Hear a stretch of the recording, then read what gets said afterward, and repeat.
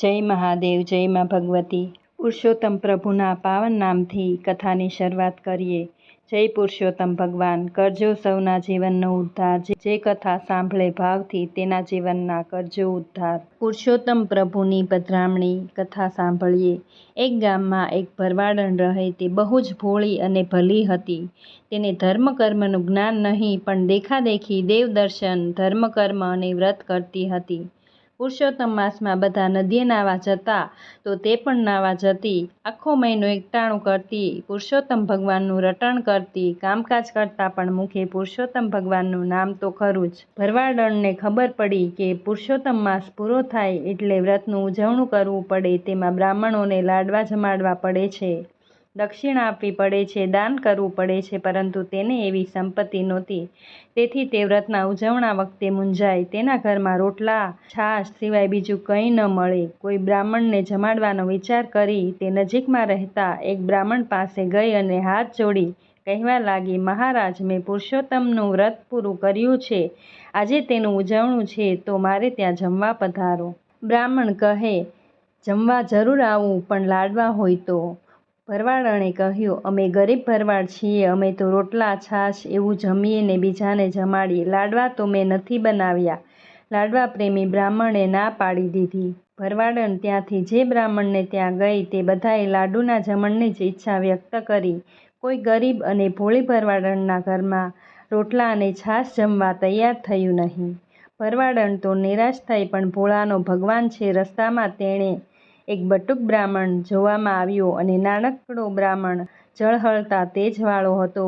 ભરવાડણને મનમાં થયું કે આ બટુક બ્રાહ્મણ જરૂર મારે ત્યાં જમવા આવશે। ભરવાડણ તો ગઈ બટુક બ્રાહ્મણ પાસે અને પગે લાગીને કહેવા લાગી, મહારાજ, મારે ત્યાં આજે પુરુષોત્તમનું વ્રતનું ઉજવણું છે, તેમાં એક બ્રાહ્મણને જમાડવાના છે, પરંતુ હું ઘેર ઘેર ફરી પણ કોઈ બ્રાહ્મણ મારે ત્યાં જમવા આવવા તૈયાર નથી। કૃપા કરી તમે મારે ત્યાં જમવા પધારો। બટુક બ્રાહ્મણના સ્વરૂપમાં પુરુષોત્તમ ભગવાન સ્વયં હતા।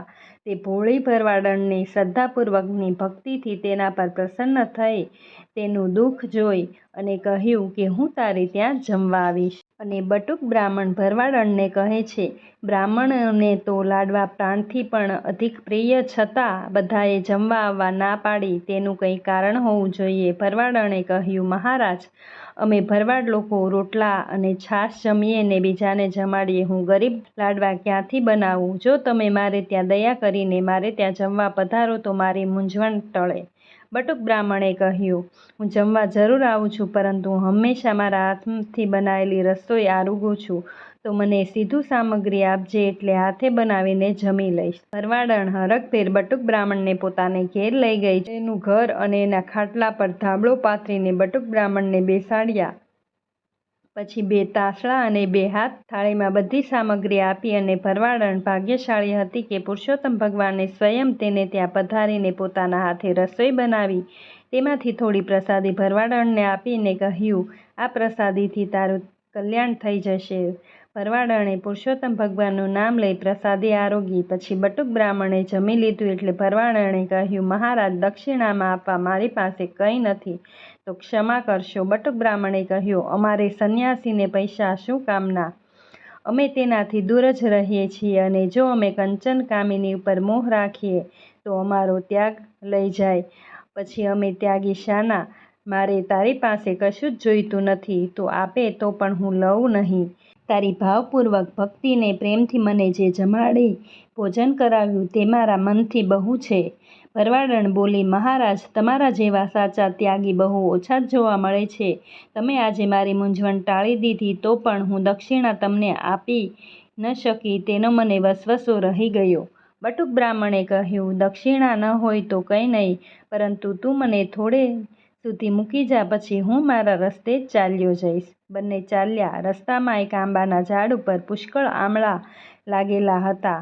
ભરવાડણે કહ્યું, મહારાજ, આ ઝાડના આમળા બહુ મજાના છે, તમે થોડા લઈ જાઓ, હું ઝાડ પર ચડીને તોડી લાવું। બટુક બ્રાહ્મણે કહ્યું, મને ઝાડ પર ચડતા આવડે છે, હું ડાળીઓ હલાવું છું એટલે ઘણા આમળા નીચે ખરી પડશે, તેને પછેડીમાં બાંધી તું લઈ જજે, અને આમળા તારું દારિદ્ર દૂર કરશે, મારે આમળાની કંઈ જરૂર નથી। અને બટુક બ્રાહ્મણ સડસડાટ ઝાડ ઉપર ચડી ગયો। થોડી જ વારમાં નીચે પુષ્કળ આમળા ખરી પડ્યા અને તેને ભરવાડણે પછેડીમાં બાંધી દીધા અને મોટી ગાંસડી થઈ હતી. બટુક બ્રાહ્મણે ગાંસડી તેને માથે ચડાવી. તે સાથે જ તેના સ્વરૂપમાં રહેલા પુરુષોત્તમ ભગવાન અંતર્ધ્યાન થઈ ગયા.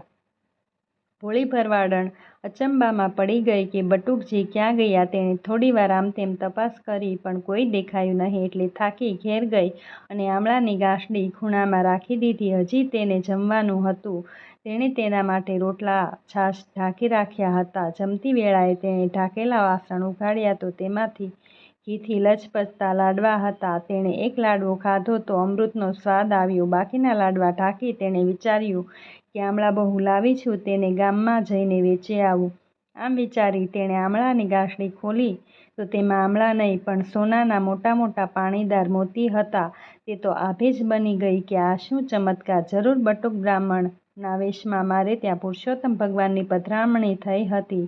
તેમણે જ મારા વ્રત અને ભક્તિથી પ્રસન્ન થઈ મારું દારિદ્ર્ય ટાળ્યું છે. પરંતુ દુઃખ તો એ છે કે સાક્ષાત પ્રભુ પધાર્યા હતા અને હું તેમના ચરણને સ્પર્શ કરી ન શકી. તેમના દર્શન થયા હોત તો મારો અવતાર સફળ થઈ જાત. ભોળી ભરવાડણને મોતીમાં કંઈ રસ રહ્યો નહીં પણ પ્રભુ દર્શનની રટ લાગી. તે તો પ્રભુ ફરી પધારે તે માટે પુરુષોત્તમ ભગવાનનું રટણ કરવા લાગી. ખાવાનું અને ઘરનું બધું કામકાજ છોડી પ્રભુની ધૂન કરવા લાગી અને વારંવાર કાલાવાલા કરતી હતી કે હે પુરુષોત્તમ ભગવાન, એકવાર મને દર્શન આપી મને કૃતાર્થ કરો, મારા જીવતરને ધન્ય બનાવો. આમ ને આમ 3 દિવસ પસાર થઈ ગયા. પુરુષોત્તમ ભગવાનની પધરામણી તેની ઝૂંપડીમાં થઈ. તેનો જળકાટ ઝૂંપડીમાં થતાં જ ભરવાડણ ચમકી ગઈ. તેણે બટુક બ્રાહ્મણના સ્વરૂપમાં સાક્ષાત પુરુષોત્તમ ભગવાનને જોયા. તેની આંખમાં હર્ષના આંસુ આવી ગયા. તે 2 હાથ જોડી ભગવાનને પગે લાગી ચરણરજ લેવા જાય ત્યાં તો ભગવાન અંતર્ધ્યાન થઈ ગયા. ભરવાડણ ભોળી અને અબુદ્ધ હતી છતાં તેની શ્રદ્ધાપૂર્વકની ભક્તિથી પુરુષોત્તમ ભગવાન તેના પર પ્રસન્ન થયા અને તેને દર્શન આપ્યા. ભરવાડણને હવે પ્રભુ નામના પ્રભુ સ્મરણમાં રસ જાગ્યો હતો. તેથી તેણે બધાએ મોતી રાજાને ભેટ ધર્યા અને કહ્યું, અન્નદાતા, આ મોતી મને પુરુષોત્તમ ભગવાનની કૃપાથી પ્રાપ્ત થયા છે. તે આપને અર્પણ કરું છું. મારી ઈચ્છા છે કે આપ પુરુષોત્તમ ભગવાનનું એક ભવ્ય મંદિર નદી કાંઠે બંધાવો જેથી ગામમાં ભક્તિભાવ વધે. રાજાએ ભરવાડણને રહેવા માટે એક મકાન બંધાવી આપ્યું અને તેને વર્ષાસન બાંધી આપ્યું જેથી તેનું ગુજરાન ચાલે અને પુરુષોત્તમ ભગવાનનું મંદિર પણ બંધાવી દીધું.